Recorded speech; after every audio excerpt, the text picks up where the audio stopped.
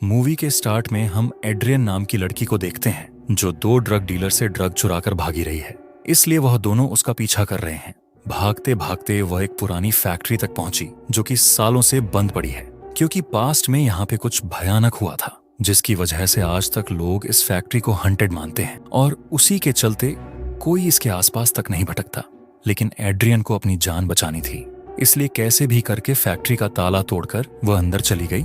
Factory का नाम आप देख सकते हो, एंकर बे कैनिंग। यहाँ पे कैंस के अंदर पालक पैक किया जाता था जिसे खा के पॉपाई को ताकत मिलती है, आपने कार्टून में देखा ही होगा। और एंकर उसकी बड़ी बड़ी बाजुओं पे बना होता था। खैर, एड्रियन के पीछे वो दोनों बदमाश भी अंदर घुस गए। हालांकि उनमें से एक को डर भी लग रहा था, लेकिन दूसरे के साथ उसे भी जाना ही पड़ा। पर वो इस बात से अनजान थे कि अंदर पोपाई उनका वेट कर रहा है। थोड़ी भाग दौड़ करने के बाद एड्रियन उनके हाथ लग गई, लेकिन तभी अंधेरे में से पालक का खाली कैन निकला, क्योंकि पालक पोपाई खा रहा था। अंधेरे में खड़ा हुआ एक बदमाश उसे डराने लगा कि अपनी भलाई चाहता है तो यहाँ से बाहर निकल जा।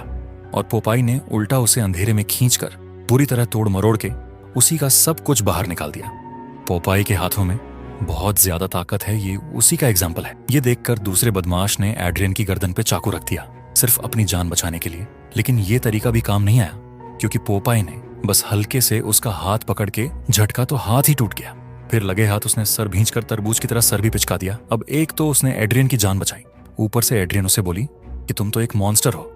तो जवाब में पॉपाई बोला। फिर उसने एड्रियन के ऊपर भी वार कर दिया और एड्रियन की चीखों के साथ आ गया टाइटल।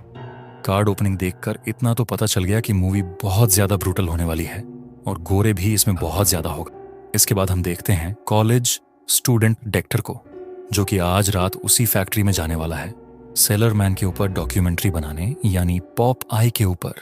इसके लिए उसने हेल्प मांगी है ओलिविया से, जिसे वह पसंद करता है लेकिन कह नहीं पाता। उन दोनों के साथ डेस्टर के 3 दोस्त और जाएंगे, लीजा, सेथ और केटी। मीनवाइल फैक्ट्री में पहुंचा हुआ है फैक्ट्री का मालिक लेक्स और उसके साथ है मार्गोट। लेक्स इस फैक्ट्री को बेच रहा है और ये डील करवा रही है। मार्गोट जो बायर है, वो इस फैक्ट्री को पूरी तरह तोड़ के कुछ नया बनाने वाला है, जिससे लेक्स को कोई भी प्रॉब्लम नहीं है, क्योंकि ये फैक्ट्री वैसे भी 20 साल से बंद पड़ी है। कम से कम कुछ पैसा तो आएगा। मार्गोट फैक्ट्री को बिकवा तो देगी, पर पहले सारे रूमर्स तो क्लियर हो जो फैक्ट्री को लेके फेमस है। जैसे 20 साल पहले कंटेम रिपोर्ट आई थी, उसी के बाद ये फैक्ट्री बंद हुई। और अगर वो रिपोर्ट गलत, जो कि लेक्स का कहना है, तो फिर ये फैक्ट्री दोबारा चालू क्यों नहीं की गई? क्या ये सच में हंटेड है? क्या सेलर मैन का अर्बन लेजेंड रियल है? ये सारे सवाल लेकर मार्गोट आई थी, पर लेक्स ने कोई सेटिस्फाइंग जवाब नहीं दिए। इसी बीच अचानक से पाइप स्मोक की स्मेल आने लगी, जो कि पॉप आई फूंकता चला गया। और उसके जाने के बाद मार्गोट को डर लगने लगा। उसे लग रहा था जैसे कोई उसे देख रहा है, और यह डर वैलिड भी था।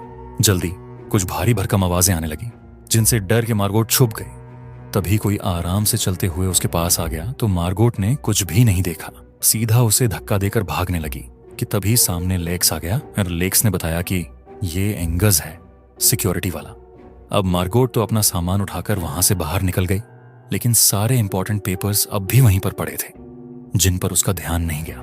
कुछ देर बाद लेक्स भी बाहर आ गया। एंगस को ऑर्डर दे करके इस फैक्ट्री की अच्छे से सफाई कर दो, यानी अगर कोई घुसपैठ या अंदर रह रहा है तो उसे ठिकाने लगाओ, क्योंकि डील बस डन होने वाली है। लेक्स और मार्गोट लेक्स के ऑफिस चले गए पेपर साइन करने, जबकि पेपर्स फैक्ट्री में ही पड़े हैं। मार्गोट को दोबारा वापस आना पड़ेगा। खैर, उनके जाते ही एंगस अपने सफाई अभियान पर लग चुका था। किसी का डर उसे था नहीं, क्योंकि लंबा चौड़ा हट्टा कट्टा वो है, भला उसका कोई क्या बिगाड़ लेगा। वो मजे में पूरी फैक्ट्री के अंदर घूम रहा था, पर सफाई के बीच उसे मिल गई उन्हीं दोनों बदमाशों की लाशें, जिन्हें देखते ही उसकी खुद की हिम्मत का सफाया हो गया। तभी सामने से आ गया पोपाई तगड़े 4 आर्म्स के साथ। एंगस ने उस पर अटैक किया। पोपाई के सामने उसकी कोई औकात नहीं थी। 2 हाथ मारकर पोपाई ने उसे नीचे बिछाया, फिर बस 1 लात मारकर उसके सर का कुछुंबर निकाल दिया। कुछ इस तरह उसने सफाई करने वाले को ही फैला दिया हर जगह। इधर ओलिविया और डेक्स केटी को लेने बार में पहुंचे, जहां पर वो काम करती है, और वहां पे बारटेंडर एक आदमी को भगा रहा था, जो है विम्पी पप्पाई का दोस्त। वो तीनों सेलर में लेजेंड के बारे में बात कर रहे थे, तो केटी बोली कि ये सब तो सिर्फ बकवास है। और तभी बीच में बोल पड़ा बार में बैठा एक ओल्ड मैन स्लैश, उसमें जैसा होता ही है, उस ओल्ड मैन ने वार्निंग दी कि फैक्ट्री से दूर रहना वरना मारे जाओगे। सेलर मैन आज भी वहीं पर है और वो अपने खोए हुए प्यार के वापस आने का वेट कर रहा है। मगर जैसा कि स्लैशर्स में होता ही है, जवान बच्चे बूढ़ों की बातों को सीरियस नहीं लेते हैं, इसीलिए बाद में एक एक करके मारे जाते हैं।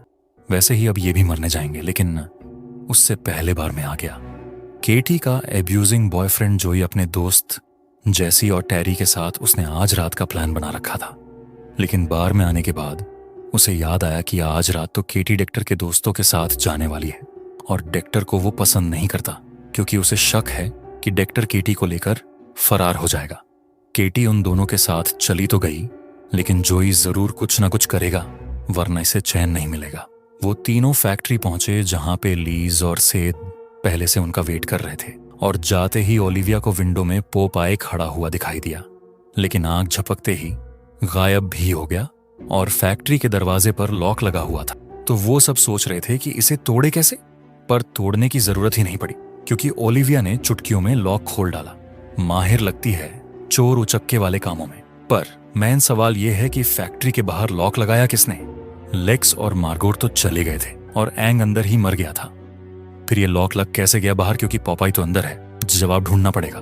खैर, जैसे ही वो सब अंदर गए, केटी के पास जोई का फोन आ गया, पर केटी ने उठाने के बजाय काट दिया, जिससे जोई और ज्यादा बेचैन हो गया। बाकी बची कुची कसर उसके दोस्तों ने पूरी कर दी, आग लगाकर कि हमें केटी और डेक्टर को रंगे हाथों पकड़ना होगा। फैक्ट्री जाकर बस फिर तीनों निकल पड़े। इधर इन पांचों ने मास्टर प्लान बनाया जो किसी भी हंटेड जगह में सबसे मेन होता है। अलग होने का लीजा और सेथ अलग रास्ते चल दिए। ओलिविया और डेक्टर अलग बची केटी उसे मॉनिटर के सामने बैठ गए कि हम कैमरा सेटअप करेंगे, तो यहीं पे बैठी रहे। सत और लीसा को पालक के खाली कैंस मिल रहे थे और कैन को फेंक रहे थे, तो वो लुढ़क कर फिर से उनके पास आ रहा था, जिससे सेलर मैन का लेजेंड असली साबित होता हुआ प्रतीत हो रहा था। लेकिन कैन को कबूतरों ने लुढ़ा खाया। ये बाद में पता चला, तब जाकर उनकी जान में जान आई। लेकिन जान जल्दी जाने भी वाली है क्योंकि पोपाई आराम से पाई फेंकते हुए से उन्हें ही फॉलो कर रहा है। उधर ओलिविया और डेस्टर फैक्ट्री के अंदर घूमते हुए एक अलग एक्सीट से बाहर आ चुके थे। इससे साफ हो जाता है कि वो लॉक खुद पपाई ने लगाया था इसी एग्जिट से निकलकर, ताकि लोग फैक्ट्री के अंदर आकर उसे परेशान न करें। पर ये तो फिर भी आ गए। डेस्कटॉप कैमरे भी सेटअप करता चल रहा था, लेकिन केटी मॉनिटर पे ध्यान ही नहीं दे रही थी, वरना वो पॉपाई को कब का देख लेती। इसी बीच मार्गोट भी वापस आ चुकी थी, वो जरूरी पेपर्स लेने, और पेपर्स उसे मिल भी गए, पर साथ में मिल गई एंगस की सर दर्द वाली लाश, जिसे देखकर उसके हाथ पैर फूल गए। ऊपर से फूले हुए हाथ पैर लेकर पोपाई भी सामने आ गया। वो भागकर एक रूम में छुपना चाह रही, जिसमें वो कामयाब भी हो चुकी थी। पर एंड टाइम पर उसके थोड़े से बाल पॉपाई के हाथ लग गए, और पपाई के हाथ तो आप देख ही रहे हो।